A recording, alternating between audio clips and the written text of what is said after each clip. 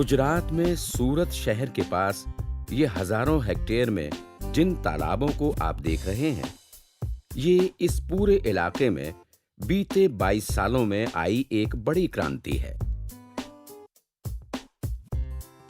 हजारों की तादाद में ये छोटे छोटे तालाब 10,000 परिवारों के तकरीबन 1.5 लाख लोगों के जीवन में खुशियां ला रहे हैं।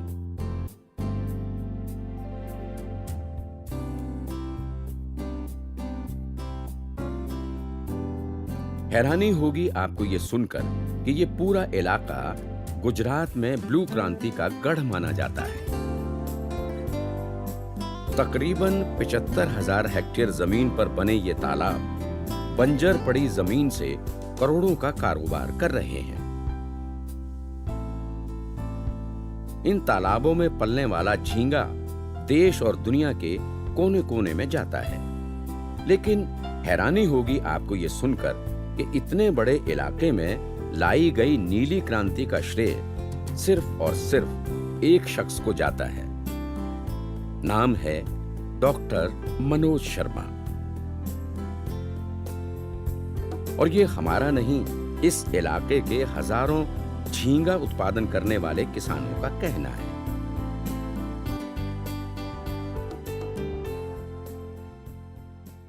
जब से मनोज भाई ये फील्ड में हमको लाया है, वहाँ से हमारा प्रोग्रेस बहुत हो गया। मैं पहले टेम्पो चलाता, आज मेरे पास 20-25 पौंड है। कितनी आमदनी कमा सकते हैं? कम से कम साल का हम 10-15 लाख कमा सकते हैं। मेरे को मनोज भाई ने थोड़ा हेल्प किया और तालाब बनाने के लिए थोड़ा गाइडेंस दिया और मैं उसमें थोड़ा मेहनत करके काम किया तो मेरे को अच्छी रोजी रोटी मिलने लगी। आज मेरा खुद का 6-7 तालाब है।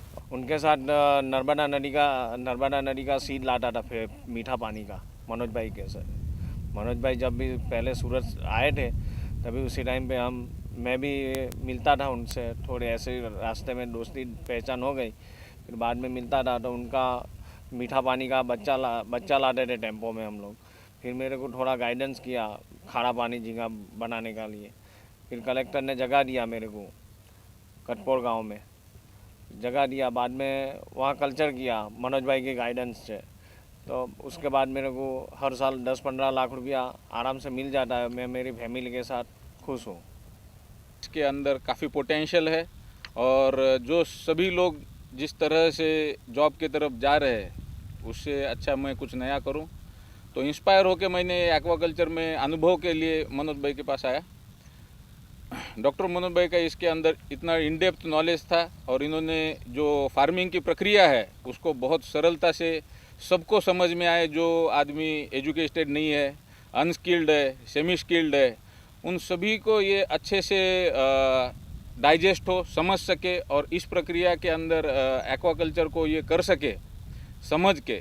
और इस तरह से उन्होंने इसको इतना सरल इसको बनाया था, तो उसकी वजह से हमको भी इसका बहुत फ़ायदा हुआ और हमने भी हमको काफ़ी अनुभव मिला, एक्सपीरियंस मिला और इसके अंदर से हमने शुरुआत की करने के लिए। ऐसे मेरे जैसे ऐसे काफ़ी युवा है जिनको काम करने का मौका मिला है, जो अभी जॉब करने के लिए दूसरी जगह नहीं जाते हैं, जो ये इस गांव से है, इसी जगह से है, तो वो सभी लोगों को, सभी परिवारों को काम करने का इसकी वजह से मौका मिला है। मैं खुद पिछले 16 साल से ये काम कर रहा हूँ और काफ़ी सक्सेसफुल हूँ। सब all success goes to doctor Manoj भाई। उनकी वजह से मेरा अकेले का नहीं, ऐसे ये पूरे तालुका प्लेस में लगभग 20-25 हज़ार परिवार है जिनको इसकी वजह से किसी न किसी माध्यम से सभी को इसका रोजगार और इसका बेनिफिट मिलता है। जी हाँ, ये मनोज शर्मा के अथक प्रयासों का ही नतीजा है जो इस बंजर भूमि में आज किसान लाखों का झींगा उत्पादन कर रहे हैं। डॉक्टर मनोज शर्मा ने एक ऐसे इलाके में लोगों को झींगा पालने के लिए प्रेरित किया जहां दूर दूर तक कोई गुंजाइश नहीं थी। लेकिन मनोज शर्मा की तकनीक के आगे ये बंजर जमीन मोती उगलने लगी। Shrimp farming, specially brackish water shrimp farming, वो उसी जगह किया जाता है जहाँ मीठे पानी का नदी, नाला जो समंदर में जाके मिलता है। तो टिपिकल एक इन्वायरमेंट क्रिएट होता है जहाँ समंदर में जैसा 30 पीपीटी पानी होता है और मीठे पानी का ज़ीरो होता है, ये दोनों जब मिल जाता है तो 15-20 पीपीटी का एक टिपिकल इन्वायरमेंट तैयार होता है, उसको हम ब्रैकिश वाटर बोलते हैं। और जनरली ऐसी एरिया जो होती है वो सॉल्ट अफेक्टेड होती है, जहाँ एग्रीकल्चर फील्ड नहीं होते हैं, तो ज़्यादातर करके वो सॉल्ट अफेक्टेड लैंड होती है। तो ऐसी बिन उपजाऊ ज़मीन में हम क्या बेस्ट कर सकते हैं, ये जो थॉट है, तो उसमें फ़िश पका सकते हैं, प्रॉन पका सकते हैं। तो जब मोनोडॉन, ब्लैक टाइगर या उसके बाद ये जो SPF वनामी आया है, जिनका उत्पादन हम 5 से 10 टन पर हेक्टर ले सकते हैं, तो ये आइडिया जब हमने 2-4 पॉइंट से इम्प्लीमेंट किया था और जब देखा कि इसके अंदर इतनी सारी प्रॉफिटेबिलिटी है और 6 महीने के अंदर दूसरे खेती के कंपेयर में एक बिन खेती ज़मीन में इतना अच्छा सा उत्पादन ले सकते हैं, तो गुजरात में तो आप जैसे जानते हैं कि हर आदमी के अंदर एक बिज़नेस एंटरप्रेन्योरशिप है, एक बिज़नेस DNA है, बिज़नेस जीन है। तो उन लोगों ने तुरंत से इसको कब अडॉप्ट कर लिया और रातों रात 10 साल के अंदर जो पौंड हमने 4 पौंड से काम चालू किया था, 4,500 पौंड में ये झींगा उत्पादन हो रहा है। बचपन का शौक तो अपनी जगह था, लेकिन मनोज शर्मा इंसानों के डॉक्टर बनना चाहते थे। लेकिन कुदरत ने मनोज शर्मा के लिए कुछ और ही सोच रखा था।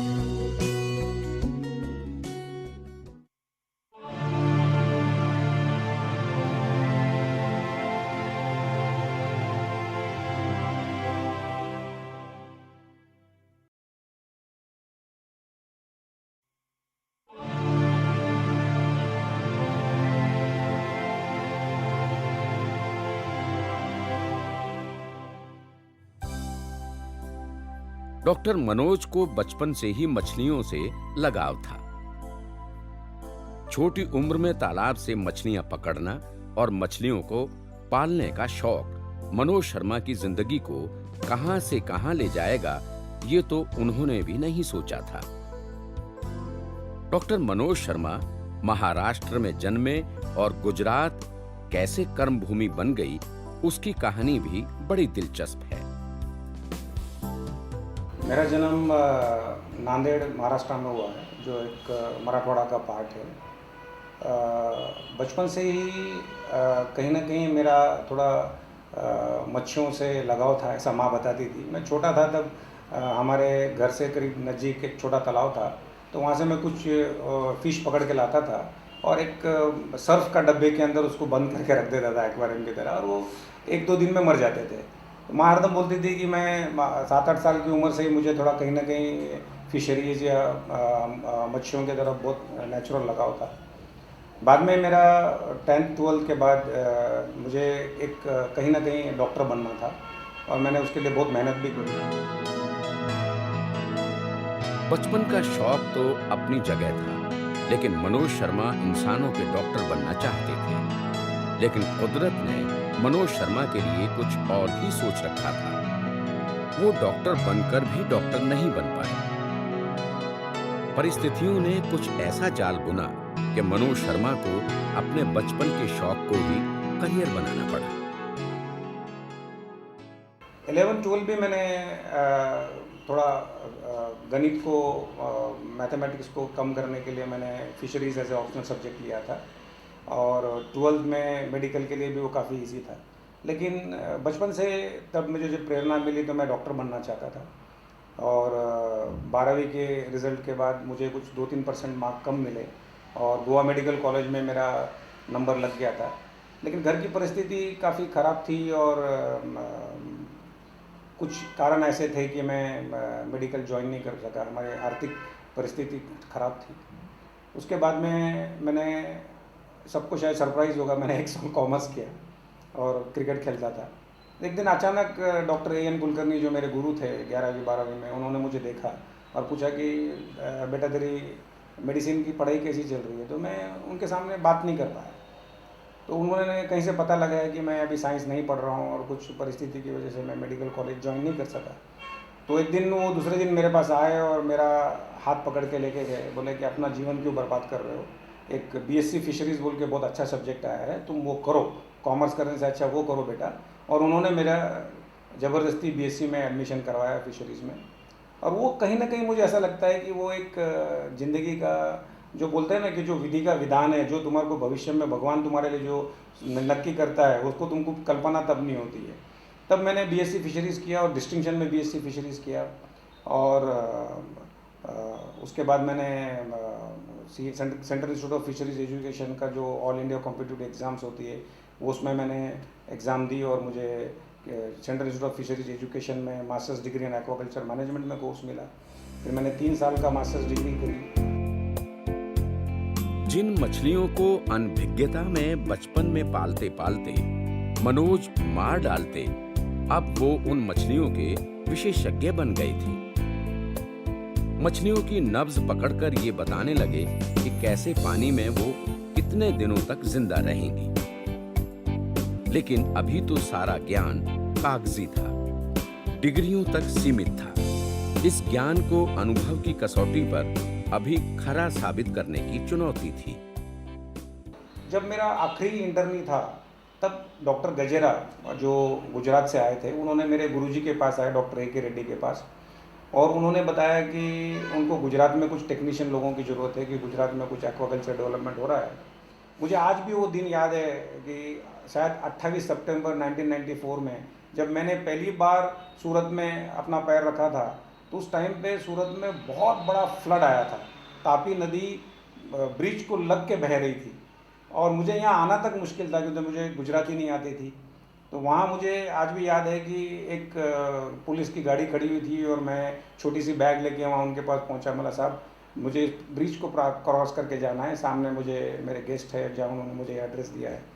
तो करीब 6-7 घंटे के बाद मैं उनकी गाड़ी में बैठ के, उन्होंने पेट्रोलिंग गाड़ी ने मुझे दूसरे रोड से लाके यहाँ रांदेर रोड छोड़ा था।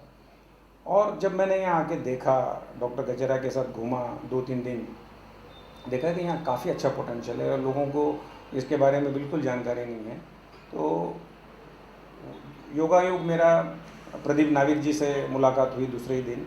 प्रदीप नाविक दांडी गांव के सरपंच थे और उनका ये सपना था कि कहीं ना कहीं उनके गांव में जो दरिया के अंदर, समंदर के अंदर जो मच्छी का उत्पादन कम हो गया, और वो लोग पूरा फिशरमैन विलेज था और उसके वो सरपंच थे, और उन्होंने मुझे मिले, बोले कि आके बेटा ज़रा देखो यहाँ कुछ हो सकता है क्या। वहाँ से ज़िंदगी की सही शुरुआत हुई। ये बड़ी कामयाबी थी, लेकिन इस कामयाबी के पीछे सिर्फ और सिर्फ मनोज शर्मा की बड़ी सोच थी। अब तो उनकी ये सोच एक क्रांति का रूप ले चुकी है।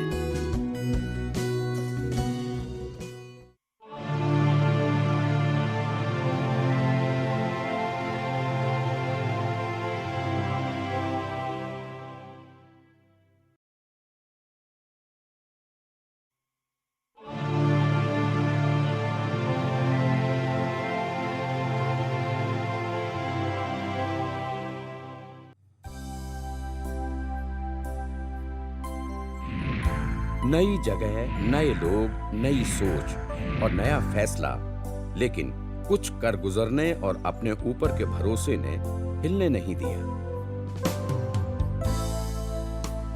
ये बात सच है कि मनोज शर्मा ने नहीं सोचा था कि 4 एकड़ से की गई शुरुआत देखते ही देखते 4,500 एकड़ तक पहुंच जाएगी। मैं और प्रदीप भाई ने कुछ 4 तालाब बनाए। तब लोग अक्सर से, शायद आपको ताजुब होगा कि लोग हंसते थे मेरे पे कि भाई इंसानों का डॉक्टर सुना है या ये जानवरों का डॉक्टर सुना है, ये आप मच्छी और झींगा के डॉक्टर कैसे क्या हो गए। लेकिन जब लोगों ने देखा कि 1995 और 6 में जब हमने 4 तालाब बना के, जो रात दिन परिश्रम करके मैं और प्रदीप भाई ने जब झींगा उत्पादन किया, लोगों की आँख फटी की फटी रह गई। लोगों ने देखा कि इसमें इतना ज़्यादा प्रॉफिट हो सकता है, वो भी एक बंजर भूमि में, जो खार खराब लैंड जिसको बोलते हैं, जिसे सॉल्ट अफेक्टेड लैंड के अंदर जो उत्पादन हुआ। तो पलक झपकते ही 4 तालाब से 4,500 तालाब कब बन गए पता ही नहीं चला। और आज की परिस्थिति के अंदर जो डेवलपमेंट गुजरात में हुआ है, जो हम 3-4 फार्मरों ने मिलकर जो साथ में जो काम किया है, आज करीब 700 फार्मर हुए और 30 से 35 हज़ार टन झींगा उत्पादन कर रहे हैं, जो कि एक बहुत बड़ी काया पलट है।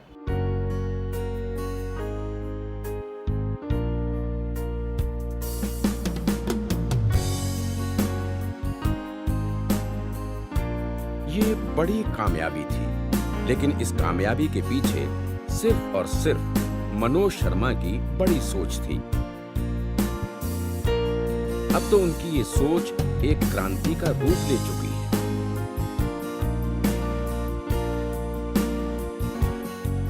आगे बढ़ने की प्रेरणा ही थी कि मनोज शर्मा आज इस मुकाम पर खड़े हैं और सैकड़ों हजारों किसानों के महानायक हैं।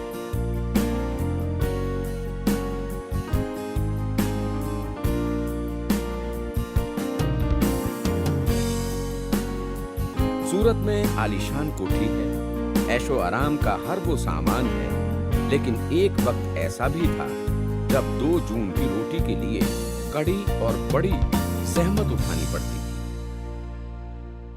मेरे जीवन में मुझे आज अगर से कोई पूछोगे क्या आपने ये सब प्लान किया, क्या आपने सब कुछ ये किया, तो मुझे ऐसा लगता है कि कहीं ना कहीं मेरा जन्म नांदेड़ में जो हुआ है और यहाँ आने के बाद जो इतना सब डेवलपमेंट हुआ, तो मुझे कहीं ना लगता है कि भगवान का एक सिलेक्शन है, ये भगवान का बहुत बड़ा आशीर्वाद है मेरे ऊपर। छोटा सा परिवार है, एक बेटा और बेटी। पिता की कामयाबी पर परिवार वालों को भी गर्व है। डॉक्टर मनोज की धर्मपत्नी तो अपने पति के काम पर ही पीएचडी कर रही हैं। मैं खुद भी एक एक्वाकल्चर ग्रेजुएट हूँ, तो उन्होंने जो काम किया है, ब्लू रेवोल्यूशन गुजरात में लाया है, ओलपाड़ के तालुका में लाया है, तो मैं खुद उनके काम के ऊपर मैं खुद पीएचडी कर रही हूँ। मेरे नाम से पापा ने एक कंपनी शुरू की है और इस कंपनी की वजह से लोगों की लाइफ में इतने सारी चेंजेस आई है। और जब भी मेरे दोस्त या कोई भी मुझे पूछता है कि तेरी कंपनी का नाम क्या है, तो मेरे नाम मयंक शर्मा के नाम से है, मयंक एक्वाकल्चर प्रोडक्ट्स। सो मुझे बहुत अच्छा लगता है, I am really proud of my father. और मैं आगे जैसे अभी मैं बड़ा हो चुका हूँ और मैं ऐसा समझता हूँ कि मैं आगे जाके मैं ज़रूर मेरे पापा की मदद करना चाहूँगा इस फील्ड में।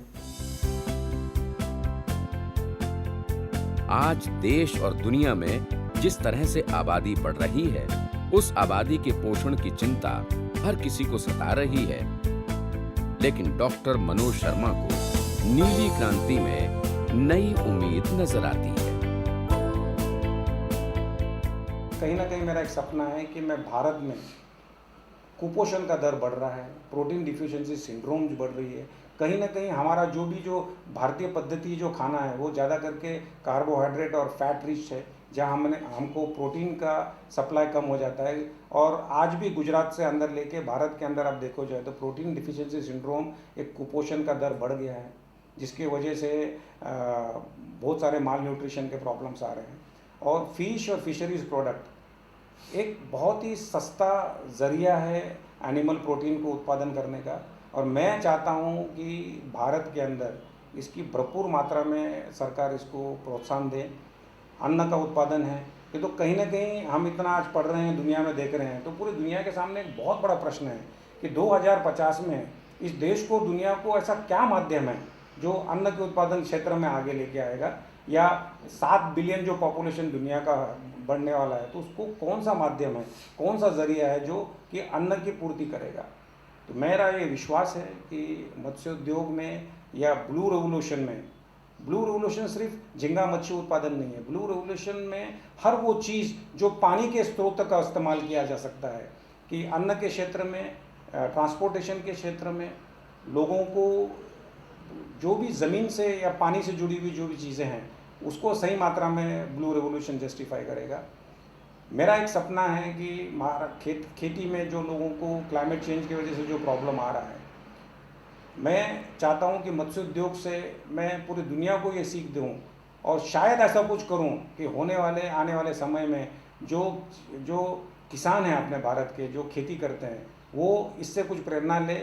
सबसे पहले तो यहाँ पे बहुत ट्राई किया, उसके बाद हम लोगों ने बाहर जाने का प्रोग्राम बनाया और विदेश में जाके 10-1 साल तक काम किया। और उसके बाद जब हम आए यहाँ पे, तो उस समय हमको मनोज भाई की सानिध्य में कुछ फार्मर काम कर रहे थे, उनको देखने के बाद, इनकी गतिविधियाँ देखने के बाद मुझे पता लगा कि ये एक अच्छा बिजनेस है जो हमारे घर के सामने हो रहा है।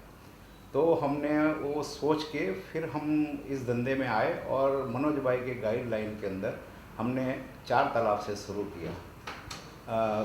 जो भी वहाँ से हम लोग कुछ कमा के लेके आए थे वो सारे पैसे हमने यहाँ पे लगाए और उसके बाद शुरुआत की। तो पहले ही क्रॉप के अंदर हमको काफ़ी सफलता प्राप्त हुई और उसके बाद हमको और विश्वास बैठा, तो हमने फिर धीरे धीरे करके आगे काम शुरू किया।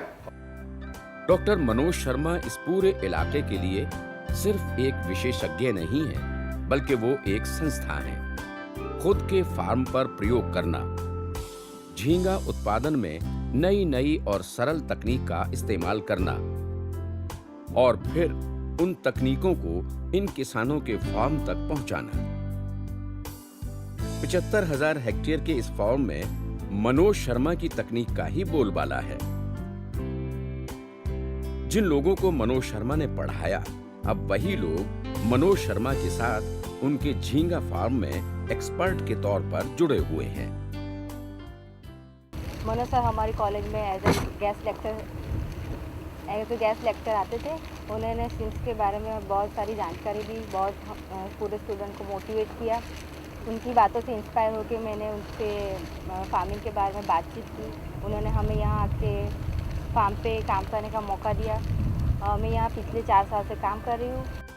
देश भर में झींगा उत्पादन की असीम संभावनाएं हैं। जिस तरह से देश के दूसरे राज्यों में वेस्ट लैंड है, अगर उस जमीन का इस्तेमाल मछली या झींगा उत्पादन में किया जाए तो किसानों की काया पलट सकती है। Inland brackish water affected area है जो रोहतक में, यानी हरियाणा में, राजस्थान में, पंजाब में, उत्तर प्रदेश में, उसकी भी आप मात्रा अगर इसमें जोड़ दे तो वो 8.2 मिलियन हेक्टर है। तो कुल मिला के करीब 10 लाख हेक्टर की जितनी जगह जो वेस्ट पड़ी हुई है, जिसके अंदर हम इसका सदुपयोग कर सकते हैं, इसको एट पार एग्रीकल्चर का दर्जा देंगे तो ये देश की और ये दुनिया की काया पलट हो जाएगी। डॉक्टर मनोज शर्मा ने इस इलाके को बदलने के लिए अपने जीवन के 22 साल लगा दिए। जिस तरह से शुरुआत हुई उसमें मनोज शर्मा को अकेले चलना पड़ा और यही उनकी महानायकी थी।